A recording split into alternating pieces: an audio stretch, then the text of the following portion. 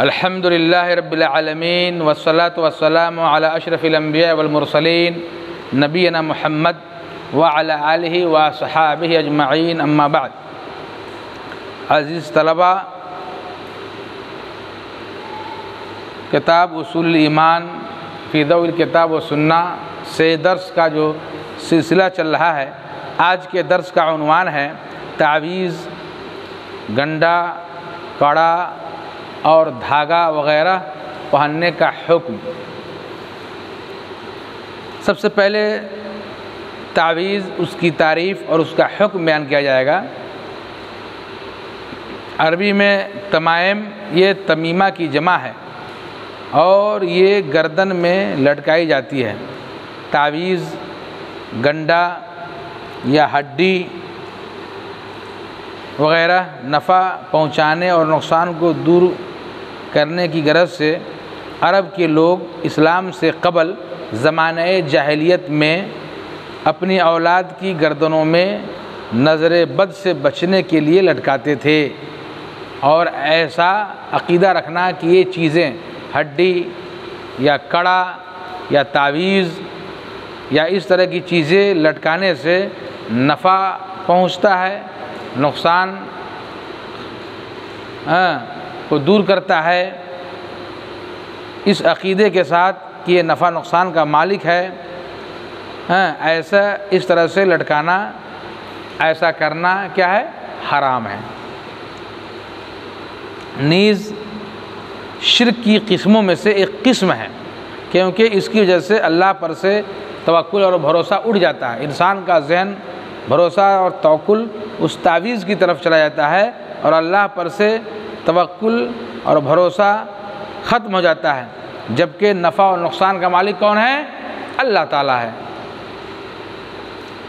چنانچہ عبداللہ بن مسعود رضی اللہ تعالیٰ عنہ سے روایت ہے، وہ کہتے ہیں کہ میں نے رسول اللہ صلی اللہ علیہ وسلم کو فرماتے ہوئے سنا، ان الرقا والتمائم والتول شرک، رواه ابو داؤد والحاکم، کہ بے شک غیر شرعی جھاڑ پھونک، دم، تعویذ اور جادو ٹونا یہ کیا ہے؟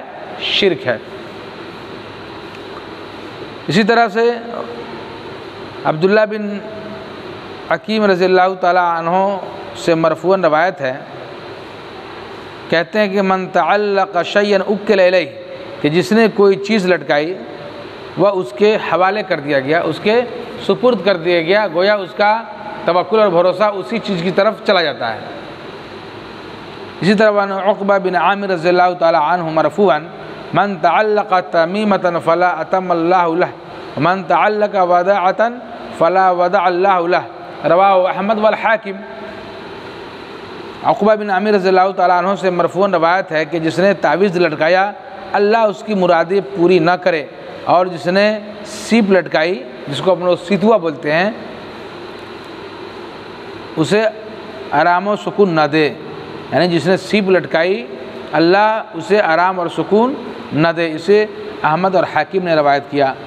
وعن عقبہ بن عامر رضی اللہ تعالی عنہ ان رسول اللہ صلی اللہ علیہ وسلم قال من علق تمیمۃ فقد اشرک، رواہ احمد، کہ جس نے عقبہ بن عامر رضی اللہ تعالیٰ عنہ سے روایت ہے، بے شک رسول اللہ صلی اللہ علیہ وسلم نے فرمایا، جس نے تعویذ لٹکایا یا جس نے تعویذ لٹکایا اس نے شرک کیا، اس نے شرک جیسا عمل کیا، شرک کیا۔ یہ نصوص اور اس معنی کی دوسری دلیلیں شرکیہ دم، جھاڑ پھونک سے منع کرتی ہے۔ اور اگر لٹکی ہوئی چیز جس کو گردن میں لٹکائے ہیں قرآنی آیات پر مشتمل ہو تو اس مسئلے میں اختلاف ہے۔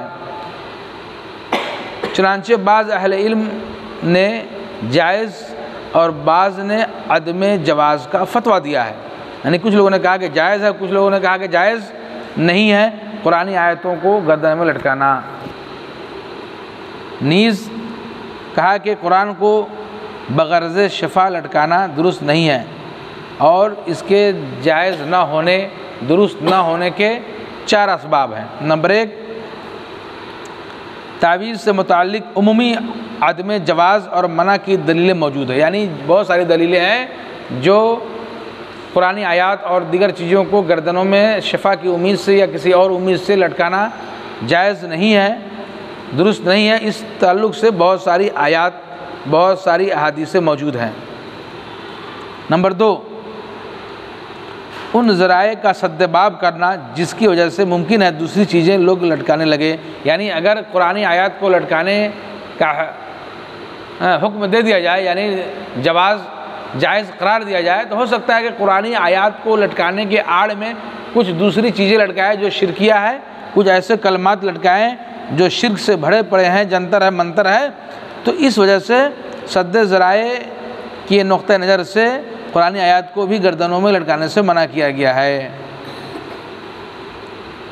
نمبر 3، اور جب قرآنی آیات پر مشتمل تعویذ لٹکائیں گے تو اسے قضائے حاجت اور استنجا کے وقت بھی لٹکائے ہوئے رہنے کا امکان ہے، جو درست نہیں۔ یعنی اگر قرآنی آیات کو لٹکانے کو جائز قرار دیا جائے، چھوٹ دے دی جائے، رخصت دے دی جائے، تو قرآنی آیات کو گردنوں میں لٹکائے ہوئے ہیں اور پیشاب پیخانہ میں جا رہے ہیں، قضائے حاجت پوری کرنے جا رہے ہیں، تو اس وجہ سے بھی قرآنی آیاتوں کو تعویذ بنا کر لٹکانا درست نہیں ہے۔ نمبر 4، قرآن سے شفا حاصل کرنے کا ایک ہی جائز طریقہ ہے کہ اسے مریض پر پڑھ کر دم کیا جائے، اس کے علاوہ کوئی جائز صورت نہیں ہے۔ یعنی قرآنی آیات کو پڑھ کر مریض پر دم کرنا، پانی میں دم کرنا، تیل وغیرہ میں دم کرنا، صرف قرآنی آیات اور دعائے ماثورہ، یہاں تک اسے رقیہ شرعیہ کہتے ہیں، یہ جائز ہے، اس کے علاوہ کوئی صورت جائز نہیں ہے۔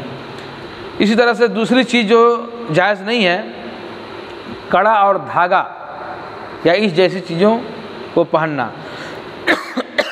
حلقہ اس کو کہتے ہیں، یعنی کڑا، لوہے، سونے، چاندی یا پیتل کا گول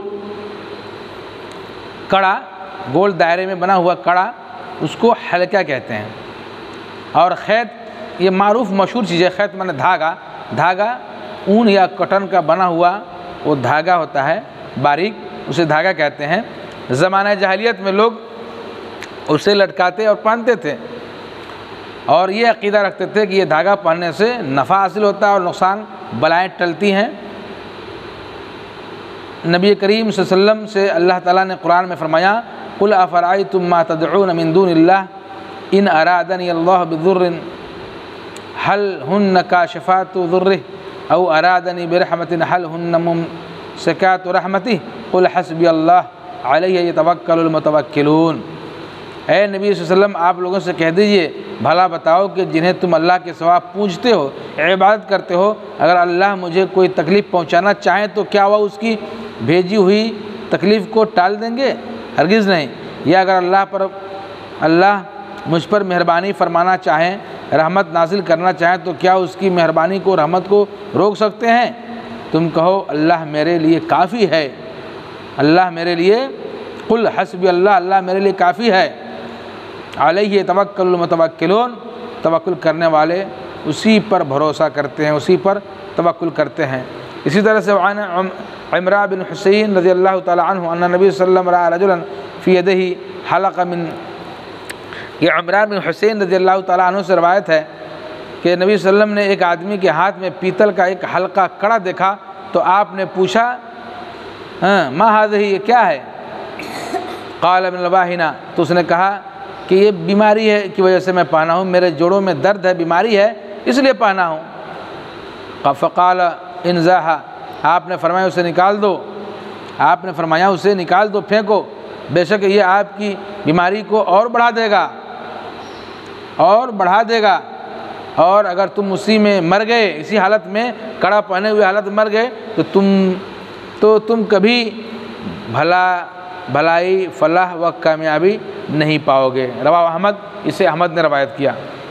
اسی طرح سے ایک حدیث میں ہے، عن حذیفہ بن الیمان انہ رأى رجلا فی یدہ خیط من الحمى فقاطعه وتلا قوله تعالی وما یؤمن اکثرهم باللہ الا وهم مشرکون، کہ حذیفہ بن یمان رضی اللہ تعالیٰ عنہ سے روایت ہے کہ انہوں نے ایک آدمی کو دیکھا کہ اس نے بخار کی وجہ سے، اس کو بخار لگ گیا، بخار کی وجہ سے دھاگا باندھے ہوا ہے، تو اس نے اس دھاگے کو توڑ دیا، پھینک دیا، اور یہ آیت پڑھی وما یؤمن اکثرهم باللہ الا هم مشرکون۔